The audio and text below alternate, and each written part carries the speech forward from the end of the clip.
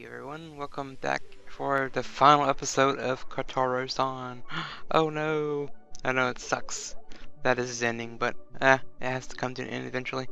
And just like my, I guess, Monday final review, I'll do a final overview of the entire series, things I liked about it, things I didn't like about it, and so forth. So, with the episode itself, we have, I guess, a few days passed since the criminal arc, or as I called it, the CSI Kotura-san, which was okay. And yeah, like I said, a few days passed after all that, and things are back to like peaceful times for Kotora right now. But they even have Moritani's friends coming forward to like try to, I guess, talk to her and be nice to her, and you got all this nice stuff going on. You know, she's enjoying school and all this stuff without having to worry about the criminal stuff anymore. And they cut to them going back to the club like the usual day, like a normal day for them. And Yuriko's sitting there like, oh, guess what? I'm disbanding the ESP club, and everyone's like flipping out, and they're, you know, like, oh no, you can't do this to us. Like, why? And Kotora especially, she gets kind of a little upset because this club is like the first thing she's actually been a part of that's like a group thing. So she's kind of like, no, you can't end this now. And of course, to everyone's little joke, Yuriko's just like, I'm just kidding, not disbanding the club. I just am reforming it to kind of make, I guess, poke fun at Kotora and make, you know, see who can get her ESP powers working. Kind of like Moritani versus Manabe. Let's see who can get Kotora going the fastest or something. It was pretty funny. And she was just gonna set up a party, but she told Kotora, like, you know, wait after everyone else leaves, I need to talk to you. And this moment was kind of like, oh no, what's she gonna do? What's Yuriko up to? But Yuriko just kind of apologizes in a tearful way that it was sorry that she used Kotora for all this, and she just wanted to get, I guess, everything squared away, that she was sorry for what she did and all this. But and the flip side, Kotora, she knew. She was like, I knew all along. And in fact, she said that I was using you because, you know, like I said, for once, Kotora was a part of something, and she wasn't, you know, pushed away by people that felt she was like a freak or something because she has psychic powers. And that was nice. I like that. It was nice to see those two kind of make up and, you know, wrap that up, get everything out in the open. And after that tearful moment, the two girls kind of are headed towards the karaoke bar to, you know, join the other cast of the, I guess, club. So they did that, and on the way there, Kotora kind of like was like, I don't know, got a little curious about Yuriko and Daichi, if, you know, something's gonna happen with them. But Yuriko's like, nothing's gonna happen. He doesn't see me that way. He never will. At least not now. And Kotora's kind of like, oh, really? Like, interested in her. And then Yuriko kind of flips it on her and is like, oh, well, what about you and Abe then? You know, why aren't you two close together? I mean, all this like that. So it was funny watching those two kind of, you know, get back at each other in a comical way. And it was even kind of weird that because Kotora doesn't know how, you know, Manabe feels about her. She knows his like thoughts, but she hasn't heard him really say that she likes him. So, and he likes her, and vice versa. So it's like, you know, both of them kind of don't know it right now. After the Yuriko moment with her, we talk karaoke, and it's just the same as was before. Yeah, Kotora is just tone deaf and doesn't know how to sing. So, and shortly after that, she goes back home to, you know, gather her thoughts, and she kind of walks in and doesn't realize that her mom, yeah, I know, it's a big surprise, her mom is laying on her bed, is kind of like talking to her normally, and the two kind of talk to each other without a few seconds go by, and Kotora kind of realizes, what are you doing here? It was kind of funny watching that. I mean, and then Kotora's mom obviously is just like, there's nothing to eat here, there's no alcohol, this is not a very good place. It sucks. Not realizing her daughter can't really buy alcohol, she's underage, and yeah. But the two of them go shopping, and yeah, Kotura makes dinner for her and gives her some drink, and they kind of sit there for a bit. It's okay, but then the mother starts getting a little irritated at certain things, and it starts like turning into an argument where the mother and daughter are just going back and forth, screaming and hollering at each other. But no, they don't get physical. That's, that was nice. But they do hate each other pillows, and like that's kind of like their way of, I guess, working something out. Because it was weird. I mean, you go from the character that everyone hates to the mom, who's like, again, everyone hates her, no one likes her. But at the same time, it seems like the mom's trying to get with the daughter, just to make things up, or make over things, whatever you want to call it. And yeah, the two fight and knock everything. The place is a mess. Kotura kind of cleans up afterwards, and it's weird that her mom was like I guess, drunk, asleep, and she is crying about what she did. She's like, I'm sorry, Kotura, I'm sorry, and all this. Kotura actually sees a vision in her head that her mom actually felt really bad for what she said about the whole "wish you'd never been born" comment. They show a shot of her mom like crying as she's walking away in the flashback. That tells Kotura that she didn't really mean what she said. I mean, I've seen this before. People get angry and their emotions just get the best of them, and that's what you could say with her mom. Just gets that way with her. And Kotura kind of gets in the bed with their mom. They both kind of share a bed for the night. And the morning, I guess the mom hears Kotura say like "mom" or something, or "mama," and something happens with the mom. It was kind of interesting, kind of cool that her eyes, they've been dead for so long. After hearing that from her daughter, her eyes kind of like light up, kind of like episode 1 when when Manabe was having this goofy dream and looking at Kotura, and it shattered her dark world to give it some light. So I guess this is the same kind of thing with her mom. But I don't know, a lot of people, I kind of agree with them that it felt kind of weird that the mom all of a sudden now they're talking on talking terms. But I guess in the credit it's the last episode, so I mean if they didn't resolve that, yeah, I would be begging for a season 2 basically, which is fine. I mean, I could go for another season of this, but after the mom bit, it was, Kotura back at school, asking Moritani how do you confess to someone, because she's never done it before. And this is a hilarious moment when Manabe kind of like sneaks in and he hears Kotura say "I love you" to Moritani, and they're both like looking at each other, and he, in his mind, obviously he's like, oh my god, this is gonna be girl on girl, this is kind of hot type thing, because he's just like, it's okay with me, it's gonna steal my girlfriend. He's like, I don't care, it's a girl, but it's fine. If you'd think you'd facepalm because it's Moritani after all. I don't think he wants that to happen, but whatever.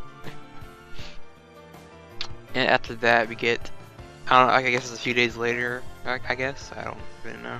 It's Christmas, they're outside in a Christmas tree, it's snowing, I think, and it's just, Kotura kinda, she's the one that actually pushes for a confession.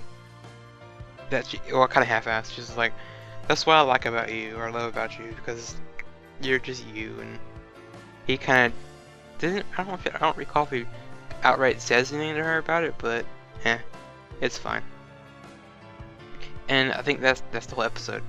I don't think I missed much. It was just kind of more of a slice of life episode, and all of the loose ends being tied up. For a series overview, for me, when I first got a glimpse of this show, I wasn't too sure about it. All I knew was there was like 2 big actresses in there. We had Aseko Kanemoto as Kotura and Hanazawa Kana as Yuriko. That's all I was going off of, is these 2. Kind of, well, I know Hanazawa is more popular than the other actress, but yeah, that's what originally got me in this series. And I saw it was gonna be comedy, romance, and I was like, okay, this is gonna be good. I like comedy, romance. Well, somewhat. I'm more of a comedy fan, but after that first episode, I was just blown away. I was like, whoa, this isn't the normal comedy I'm used to. This is a little bit more dramatic.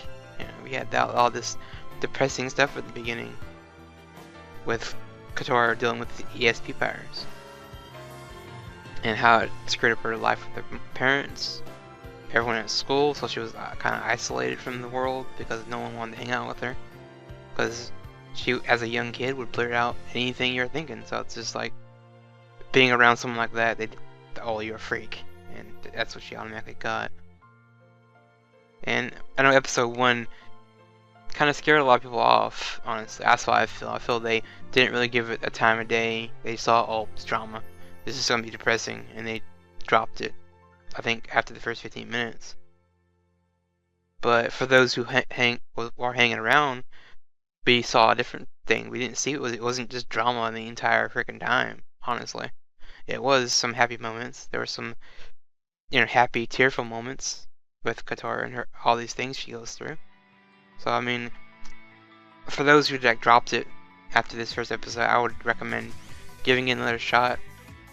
Yeah, I know some people probably felt the drama was a bit forced, but I didn't think it was forced. I mean, sure, there were some moments where it was like, yeah, really, like, roll your eyes a little bit. I know, I did sometimes. And, yeah, I think the studio did an impressive job of blending the dramatic moments, the sad moments, and the happy moments together. I don't know any other way to do a drama series. But the studio did a nice job with it, honestly.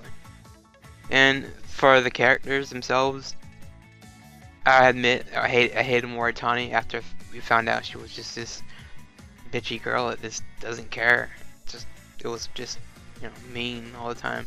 And her mom, everyone hated the mom. I hated the mom. So, and but Moritani kind of changes. I like that about her. She goes from being this evil little brat to kind of a nice comic character where she's just crazy and funny.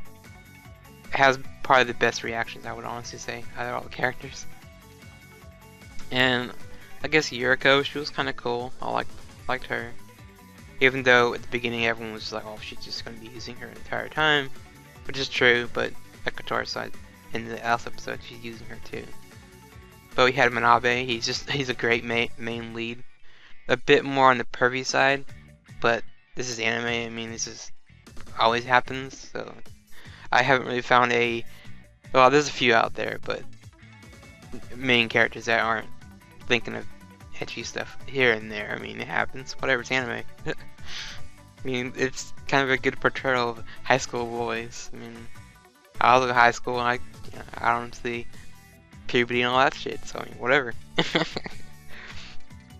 And the last character, Kotura herself, again voiced by Hasako Kanemoto, is just, for me, was a treat because I liked her originally back when she voiced Akamusume in Squid Girl.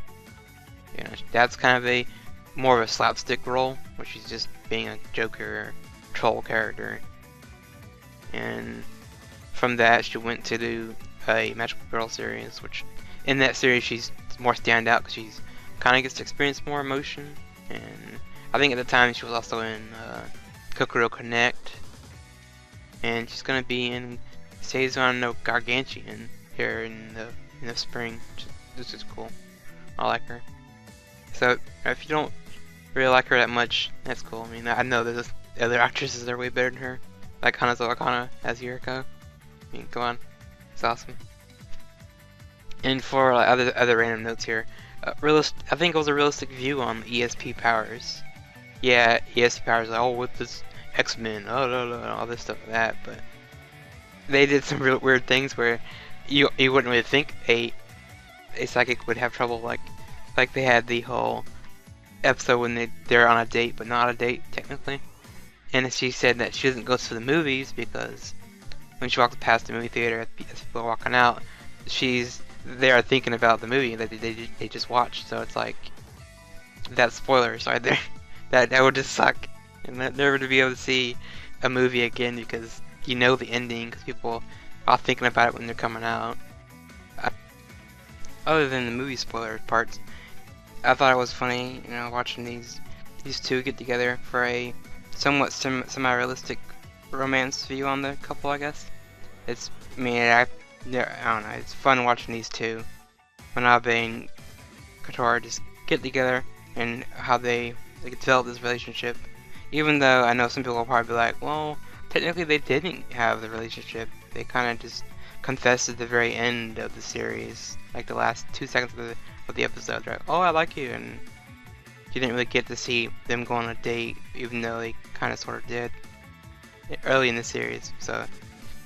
So yeah, I guess the romance in some realistic way was real because there's hardships and all this trials and stuff to get through to get this closer to someone, especially if they're scared of getting close to anyone because of past experiences.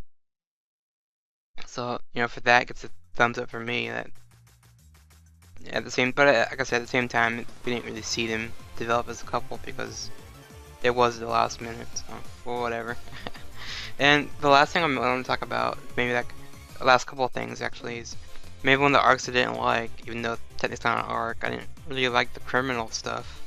That arc was just kind of lame. It felt kind of poor to me that the criminal was so easy to figure out, and they kind of made it obvious with the female detective girl.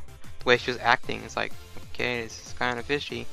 Why'd you, and especially when she called the club like, avoid this street. Like, okay, thanks for the warning, I guess. And it's kind of weird. So that would probably be the low point in the series. There are probably a few other ones that are kind of lower than that, but for me, I just did not like how, oh, solved criminal case, and then the criminal kind of is like, yeah, I did bad things, and they kind of like, oh, kind of play it off as, it's okay, like, type of thing. I'm like, okay, I guess. But the last thing I'll mention is probably the artwork. I kind of love the artwork in the series. I like the facial expressions of the characters. There's tons of like Yuriko and Manabe and everyone but Daichi, because obviously he's not gonna have any because he's wearing glasses the entire time. But he had a few, so I'll give him some credit for that. So it's not anything spectacular for animation. I mean, the character designs look fairly simple. I mean, as an artist myself, I don't consider their designs to be that hardcore in like style compared to something like a Psycho Pass or a Tomoko Market, which has got amazing character designs. But yeah, the artwork, it's okay. It's not bad. And for a final mouse score, I'd give it an 8 out of 10 because I know it's not a perfect series. There are flaws with it, and to make it a perfect 10 out of 10, it would probably have been maybe a better ending. That earlier confession, maybe around episode 9, would have worked for me. That way we could have developed this couple as a little bit, but it's fine. Then a few things that kind of wrapped up kind of silly, like the mom, detective girl, Yuriko, and why she does what she does in the series. But yeah, that's my final score for Kotura-san. And like I said, if you drop this early on, I would highly recommend just giving it another shot. Or if you're just not your cup of tea at all, just pass and skip on it forever. It's fine. I mean, I don't know if I'd want a season 2 of this. Maybe some OVAs would be nice, but usually those are one-shot, etchy, hot springs, pools type things that you just kind of waste your time on. That's my final review for this series, anyway. But for spring, you might be seeing like Data Live. Valve Rave I may not be doing because a certain studio picked it up, which they love to hate on people's YouTube accounts. I probably won't be picking that up for video reviews anyway, because yeah. But anyway, that's been everything with Kotura-san. I'll talk to you guys next time for some spring shows. Later.